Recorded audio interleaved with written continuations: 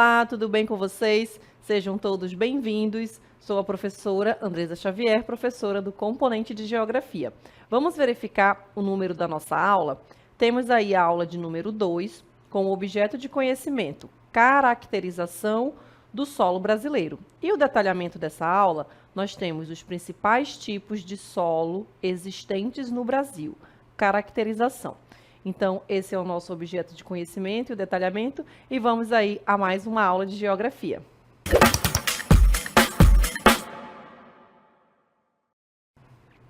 Muito bem, então vamos iniciar a nossa aula, onde nós vamos verificar algumas imagens. E aí, vocês observem nessas imagens quanto a coloração de cada um dos tipos da caracterização dos solos ou dos tipos de solo. E aí a gente tem o argissolo, o chernossolo, latossolo e organossolo. Então, a gente tem essa classificação que a gente vai conhecer um pouco mais à frente, de acordo com as características do solo no território brasileiro. E aí nós temos vários fatores, né, que vão influenciar nessas colorações que vocês estão observando aí nessas imagens. E aí observem também que a gente tem alguns números, né? Então, a partir disso, a gente consegue observar quantos centímetros tem cada camada desse solo, ou como a gente classifica, né, o horizonte do solo, e também a composição, né? Quanto a granulação, quantos milímetros medem os grãos de cada um desses tipos de solo. Então, tudo isso vai se diferenciar. A olho nu, né, observando essas imagens, a gente consegue observar diretamente quanto a coloração, né, que faz parte dessa caracterização do solo. E aí, com um olhar mais clínico, né, como a gente pode colocar, observando melhor cada um desses solos, a gente vai observar outras características, né, de cada um deles. Agora vamos verificar um mapa. Nesse mapa, eu trouxe aí para vocês os tipos de solo no Brasil. E aí, o que é que a gente observa no mapa? Vamos observar primeiro o título, né, para a gente verificar do que esse mapa está aí trazendo para a gente de informação. Então, nós temos tipos de solo no Brasil. Então, essa classificação, gente, é uma classificação que foi feita, né, com base na caracterização do solo brasileiro, e a fonte desse mapa é o IBGE. E aí a gente observa também a legenda para a gente fazer a interpretação. E cada cor dessa aqui na minha legenda, eu vou ter a classificação de cada um dos solos, né? Aqui, olha, esse mais vermelho aqui a gente tem o nitossolo, esse roxo a gente vai ter o organossolo. Aí nós temos o argissolo, cambissolo, neossolo, chernossolo. E aí vocês podem verificar em cada um dos estados a presença de cada um desses solos, né? E aí, observando a nossa legenda, né? No Amazonas a gente vai ter o quê? A gente vai ter argissolo, vai ter latossolo, vai ter a presença do neossolo, entre outros, certo? E aí, verifiquem a caracterização, verificando, né, essa caracterização de cada um desses tipos de solo, que a gente vai observar durante a nossa aula, e aí a gente tem a localização de cada um deles, né? E isso também vai ser influenciado por diversos fatores. Então, vamos verificar agora a formação e composição do solo. E aí nós temos que o solo, gente, ele vai surgir aqui, olha, do processo de decomposição. Então, essas rochas, elas vão sofrer ali por longos anos, né? Um intemperismo, que seria esse desgaste, essa decomposição das rochas. E aí nós vamos ter fatores térmicos, por isso que eu falei para vocês, observem no mapa, né, a localização, porque isso vai influenciar, como, por exemplo, o calor.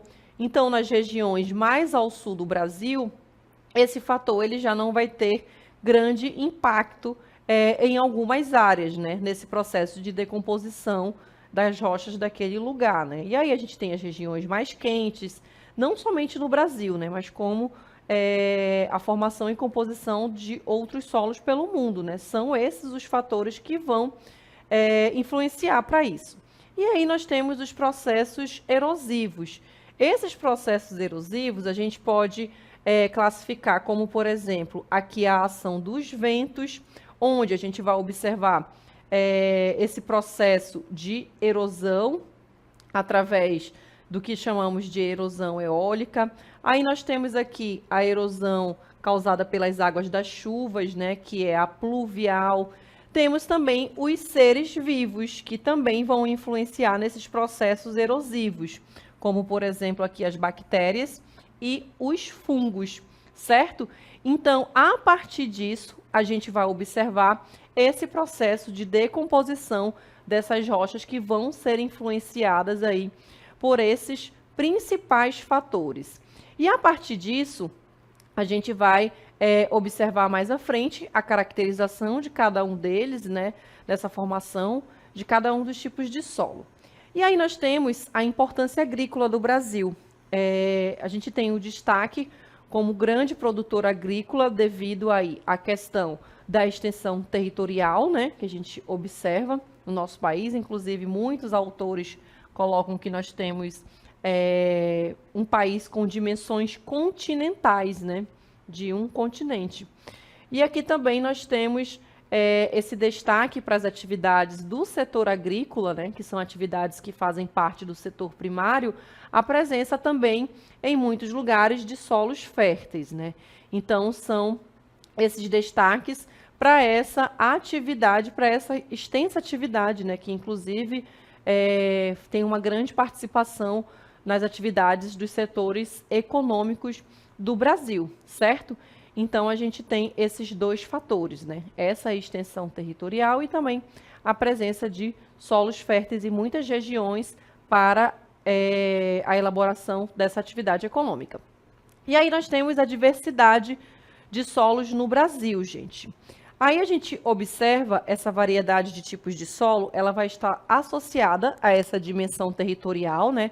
Nós temos um país com dimensões continentais, nós temos diversos biomas, né? Muitos ecossistemas, muitos tipos de rochas que a gente vai observar ao longo da nossa aula também, de acordo com essa caracterização ali da Embrapa, né? E, consequentemente, nós vamos ter aí as diferenças, né? Essa diversidade da presença dos solos. E aí nós verificamos que eles vão ser diferenciados por tonalidade. A gente pode diferenciar o solo a partir da sua composição, né? O que compõe aquele solo, né? Qual é a cor, a tonalidade daquele solo? Ele é um marrom mais escuro, um marrom mais claro, é avermelhado? E aí, a partir disso, a gente consegue fazer essa classificação. E também quanto à granulação. Inclusive, no fundo dessa imagem, a gente tem solos que a gente percebe a granulação, né? Ele já foi retirado ali do seu local de origem e aí possivelmente está sendo feito essa análise quanto à tonalidade, à composição, né, que pode ser feita em laboratório e verificar de que é composto e também a granulação desse tipo de solo, certo? Nós vamos falar agora sobre uma classificação mais regional quanto aos principais tipos de solo no Brasil. A gente tem uma classificação mais técnica, que a gente vai ver mais à frente, e essa mais regional, mais em geral, né? Como é que é classificado. Aí a gente observa a terra roxa, né? Que foi nomeado dessa forma por conta da cor do idioma, né? Do vermelho, e aí chamavam ali de terra roxa. E aí nós temos as características desse tipo de solo, né? Aí a gente verifica a fertilidade. Lembra que a gente falou anteriormente, né, quanto à fertilidade de cada um dos tipos de solo. A gente tem uma fertilidade elevada, aí aqui a gente vê a tonalidade, né, que é a coloração, uma coloração mais avermelhada. E a ocorrência, né? A gente vai verificar esse tipo de solo ali em Goiás, Minas Gerais, a gente tem também a presença ali em Mato Grosso do Sul e São Paulo. Professora, apenas aí nesses estados, nessas regiões? Não. A maior ocorrência aqui desse tipo de solo a gente vai encontrar aí nessas áreas. E a origem dele, né? Como é que ele vai se formar, se originar, né? Aqui a gente tem a decomposição de rochas basálticas, tá bom? Que são rochas ígneas. Então, a partir disso, a gente vai observar a origem desse tipo de solo. Vamos agora para o Massapê. Aí nós temos as características desse tipo de solo. Aí a gente observa a predominância dele, né? Que é aqui a localização. A gente já vai encontrar ele mais na parte ali do Nordeste ou no litoral nordestino. Aí a composição, né? Como é que ele vai ali passar por todo aquele processo para ser formado? A gente tem a decomposição também de rochas. Lembra que a gente falou lá no início? Os solos, eles vão ter ali a sua formação a partir da decomposição das rochas, né? E aqui a gente está classificando qual o tipo de rocha, né? Aqui a gente tem essa decomposição das rochas metamórficas. As metamórficas, gente, são aquelas rochas que antes elas eram ali rochas, poderiam ser, né, rochas sedimentares ou rochas ígneas ou magmáticas também, como podem ser chamadas, né? E aí elas vão passar por um processo de transformação, do que chamamos também de metamorfose, e aí a gente vai ter a formação das rochas metamórficas, que vão originar aí os solos massapê aqui no Brasil. Aí aqui nós temos alguns minerais, né, que estão presentes nesse tipo de solo. Aqui filitos, calcários, gneiss de tonalidade escura, né, que vão fazer parte aí desse tipo de solo. As características, inclusive, a gente já até viu ali na decomposição da rocha, né? A gente tem um solo escuro, um solo considerado fértil, né? E aí a atividade econômica que vai ser realizada. A gente tem aí a atividade do cultivo da cana-de-açúcar, gente, que vai ser bastante utilizado nesse tipo de solo. Vamos agora para o próximo, que é o salmourão. Aí nós temos a localização, ele está presente ali mais ao sul do Brasil, né? Aqui a gente tem nas regiões sul, a gente vai encontrar a predominância dele no sudeste e também na região centro-oeste do Brasil. E ele vai resultar da fragmentação de rochas também. Aí aqui eu coloquei dois tipos, né? O gneiss e também de granitos. As principais características nós temos textura, ela vai ser uma textura mais arenosa. Já não vai ser um solo tão fértil, né? Como os dois primeiros que a gente observou, né? Tem baixa fertilidade natural, e aí possivelmente para praticar uma atividade da agricultura, né, a gente vai ter que trabalhar bastante nesse tipo de solo, trabalhar ali a questão da fertilidade, né. E frequentemente, por conta dessa baixa fertilidade, ele já vai ser utilizado para atividade do setor primário, mas vai ser mais ali voltado para a criação de animais, né, como aí a pecuária, tá bom? Então, a utilidade desse tipo de solo. Temos também os solos aluviais. Então, a gente verifica aí essa última classificação. A formação, ele vai ser originado aí por sedimentação, tá bom? Então, aqui vai ocorrer esse processo, né, da sedimentação em áreas de várzeas e também de vales fluviais, né, como a gente pode observar aí na imagem. E também ele vai ser aqui encontrado, a gente classificou cada um deles, né, em estados, em regiões. Já esse tipo de solo, a gente já vai encontrar ele em várias áreas aí do nosso país. As características, nós temos um solo geralmente fértil, né, principalmente por ele se encontrar nessas áreas mais úmidas. Então, aqui a gente tem um solo mais fértil, com alta umidade, né, por conta dessas áreas onde eles serão encontrados, áreas de planície, e que vão ser propícios aqui para cultivos irrigados. Coloquei um exemplo, que é o que está aí na imagem para a gente, do arroz, tá bom? Então, são essas principais classificações mais regionais, né? Não é uma classificação técnica, como que a gente vai observar depois do vídeo. E aí a gente tem, nessa outra classificação, a gente vai ver algumas outras características a mais, né? Onde ele pega esses tipos de solo e faz uma classificação mais técnica, quanto à granulação, quanto à tonalidade, estudando a composição de cada um dos tipos de solo de acordo com essas 13 classificações, entre outras características. Mas antes disso, vamos assistir aí o nosso personagem da geografia, né, que foi convidado aí para participar da nossa aula, que é o curumim, e aí ele vai trazer algumas outras informações sobre os tipos de solos para a gente. Vamos assistir. Oi, pessoal! Tudo bem com vocês? Hoje vamos falar sobre as diferentes formas de uso dos solos. A formação do solo está associada à decomposição gradual de rochas ao longo de milhares de anos, originando pequenos fragmentos que compõem o solo que conhecemos hoje. No Brasil, há diversos tipos de solo, resultados dessas influências de formações distintas e antigas. Essas formações deram origem a 4 principais tipos de solo: terra roxa, aluviais, salmourão e massapê. Terra roxa, uso, é altamente valorizada na agricultura, sendo ideal para o cultivo de café, soja, milho e outras culturas. Massapê, o uso é adequado para o cultivo de cana-de-açúcar, frutas tropicais e outras culturas que requerem solos ricos em nutrientes. Salmourão, uso geralmente não é adequado para agricultura intensiva, mas pode ser usado para culturas que toleram solos pobres e bem drenados. Solos aluviais, uso, são ideais para o cultivo de arroz, cana-de-açúcar e outras culturas que requerem solos úmidos e férteis.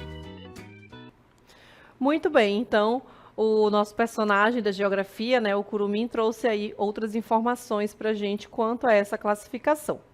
Vamos verificar agora uma classificação mais técnica, né, mais detalhada desses tipos de solo no território brasileiro. E aí nós temos o Sistema Brasileiro de Classificação de Solos, gente. Então, quando vocês verificarem o nome de um solo, latossolo, por exemplo, de acordo aqui com esta sigla, então vocês já sabem que é uma classificação que foi desenvolvida pela Embrapa, tá bom? E aí nós temos o Sistema Brasileiro de Classificação de Solos, de acordo com a sigla aqui, para identificar que aquele solo ele foi desenvolvido, foi classificado, foi caracterizado, né, de acordo com a Embrapa. E aí a gente tem o objetivo, né, de classificar os diferentes tipos de solos encontrados no Brasil a partir desse sistema de classificação. E esse sistema ele registra aí, olha, um total de 13 classes de solo, gente. E cada um com as suas características distintas, que vão refletir a influência de vários fatores, né? Então, nós temos diversos fatores que foram ali estudados, analisados e catalogados. E isso vai resultar em uma ampla variabilidade de características. E aí a gente tem as características que são estudadas, né? Para a gente ter ali a classificação de acordo com a Embrapa, se aquele solo ele é um latossolo, um vertissolo ou uma outra classificação. E aí a gente tem essas características químicas, né, desse solo, as características físicas e também as características morfológicas entre eles. Aí o que a gente pode observar? Qual é a composição desse tipo de solo? A gente pode observar a temperatura em que aquele solo está exposto, se tem ali a presença de muita ou pouca água naquele lugar, a questão do clima, a questão da vegetação, os tipos de rocha, entre outras características que serão analisadas para essa classificação, certo? Vamos verificar, primeiramente, nós temos aí o argissolo. Eu separei alguns tipos de solos para a gente observar com forte predominância, e aí depois a gente vai ver todos eles de uma forma mais simplificada, mais resumida. Então, primeiramente, a gente tem aí o argissolo, onde nós vamos encontrar no horizonte B, eles são classificados aí em vários horizontes, né? Como se fossem ali várias camadas, né? E cada uma dessas camadas, se vocês analisarem aí com bastante atenção, que a gente vai verificar logo depois, eles têm uma coloração diferente, né? Eles têm ali uma composição diferente. Então, a gente tem aí no horizonte B, o argissolo, ele vai se diferenciar do outro, por quê? Nesse horizonte B, ele vai ter o acúmulo de argila, né? Então, a partir disso, a gente já pode classificar um solo de um determinado lugar.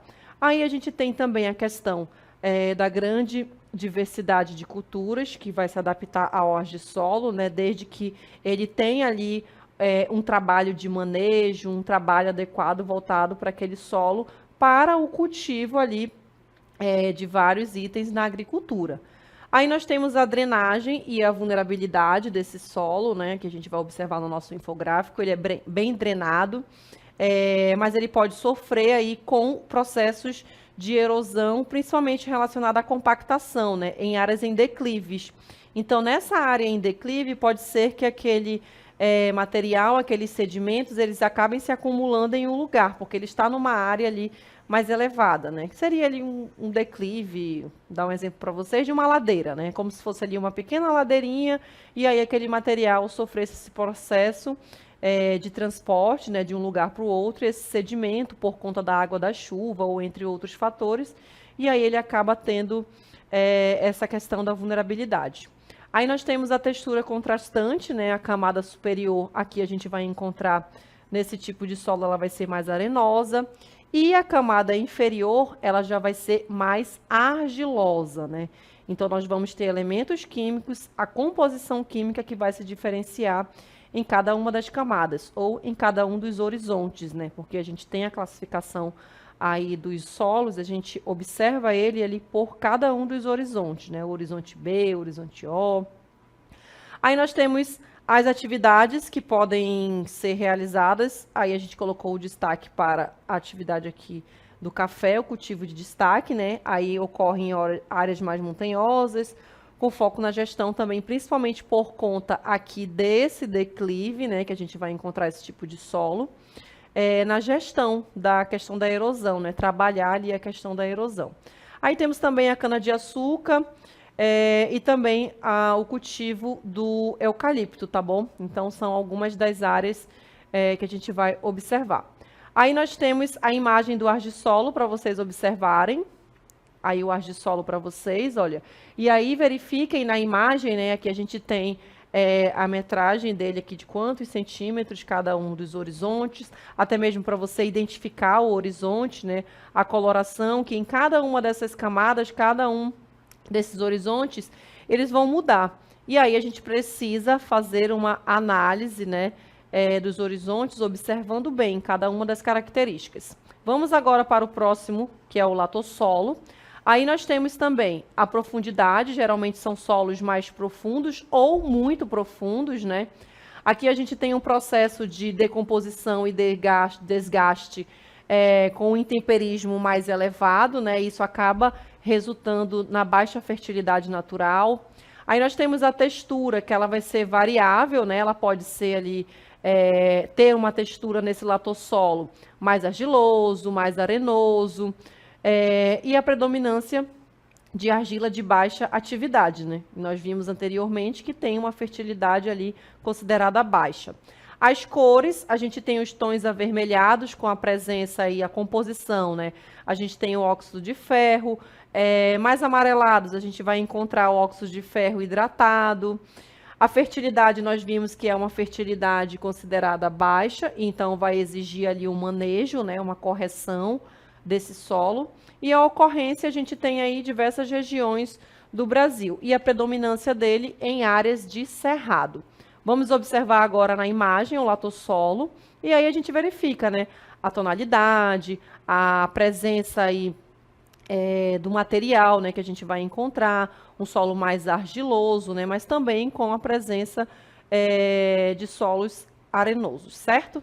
Vamos agora para o gleissolo. Aí nós temos nessa classificação a formação em ambiente encharcado, né, onde a gente já vai encontrar aqui, de acordo com essa classificação, solos minerais que se formam em condições de saturação, onde a gente vai encontrar ali água permanente, ou até mesmo se aquela água ali ela é temporária, né, geralmente no período da chuva, onde vai ficar ali encharcado. Aí a gente tem a presença de um horizonte subsuperficial, B ou C, né, de cada um dos horizontes. E esse horizonte, ele tem uma classificação interessante, que ele vai receber um nome, olha, que é o horizonte Gley, de gleissolo, né? Que se inicia geralmente aí dentro dos primeiros 50 centímetros da superfície. Por isso que a gente viu lá, em cada uma das imagens, a gente tem a metragem de cada um deles, né?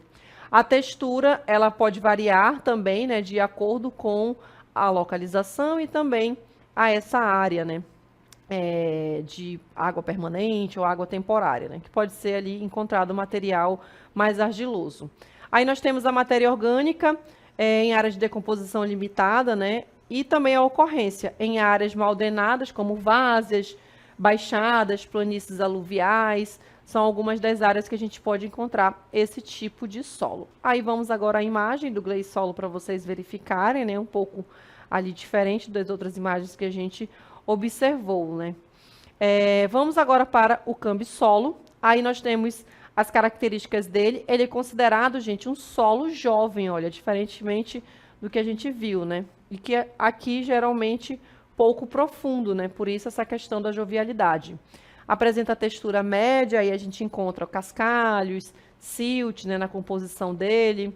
E aí nós temos uma boa reserva nutricional, né, principalmente nas áreas para culturas perenes ou florestais. Eles são encontrados em áreas de encostas. E aí, se você for trabalhar esse tipo de solo, né, ele já vai ser um pouco mais difícil por conta do acesso ali à mecanização. Aí a gente tem áreas planas, eles podem ser aqui na sua composição muito ácidos, né? E também vai ser necessário aí trabalhar nesse solo por conta da fertilidade, né? Ou seja, ele requer ali fertilizantes e aí você precisa ter um trabalho maior. Vamos à imagem do cambissolo aí para vocês observarem, né, as características. E aí vamos agora para os outros tipos, né? Eu coloquei características de alguns para vocês observarem, mas a gente precisa conhecer todos. E aí nós temos os xernossolos, que são solos escuros e férteis. Eles são ricos em matéria orgânica, né? Então a gente já vai utilizar ele para atividade da agricultura e encontrado em áreas de clima mais frio e seco. Os espodossolos, eles já são solos ácidos e arenosos, né? Aí a gente vai encontrar, olha, o acúmulo de matéria orgânica, né? Então a gente vai observar aí um processo de decomposição nesse tipo de solo. Aí nós encontramos alumínio, ferro, que são típicos de áreas de restinga. Luvissolos são solos rasos a pouco profundos, com acúmulo de argila, né? De alta atividade já nessa camada aí mais do subsolo. Aí a gente tem alta fertilidade nesse tipo de solo. Os neossolos, eles são poucos desenvolvidos, eles já vão ser ali mais rasos, e quando você vai diferenciar os horizontes dele, a gente vai encontrar pouca diferença entre um horizonte e outro, e o que vai exigir aí uma melhor classificação, observar melhor as características de cada um dos horizontes. Nitossolos, aí nós temos solos profundos, né, e bem drenados, possui alta fertilidade já natural, né? Ele não vai ser um solo ali onde vai ser necessário o manejo, né? O organossolo, solo com alta concentração de matéria orgânica presente nele. Os planossolos são solos com o horizonte B plânico. Aí a gente vai encontrar um problema quanto à drenagem, né? Devido à textura desse tipo de solo, que vai ser ali, vai ter, né, uma textura mais argilosa, certo? Os plintossolos e os vertissolos são essas duas últimas classificações que a gente vai observar. Aí a gente tem um material avermelhado, né, mais endurecido, que vai acabar dificultando ali a drenagem e o desenvolvimento das raízes. Aí a gente tem, eles são comuns aqui na região da Amazônia. E os vertissolos, que são solos argilosos, que incham, né, e contraem muito com a umidade. E aí a gente vai encontrar no período da seca, né, aqueles solos ali com aquelas rachaduras. Então, provavelmente esse solo, de acordo com a Embrapa, né, ele tem essa classificação aí de vertissolos, por conta dessa composição e também por conta da umidade. E aí depois, no período de seca, né, que já fica ali de extrema seca, com basicamente a ausência de chuva durante o período do ano, de acordo com a estação do ano e também com o clima daquele lugar, né? Certo? Então, essas foram, né, as classificações aí para a gente conhecer de uma forma geral as características de cada um deles e analisar, né, a composição de cada um deles, a questão da fertilidade que vai se diferenciar entre um solo e outro. Aí nós temos também a granulação que a gente observou, a coloração, né, que geralmente é a primeira coisa que a gente vai ali observar para a gente fazer essa classificação geral. Então, essa foi a nossa aula e até uma próxima.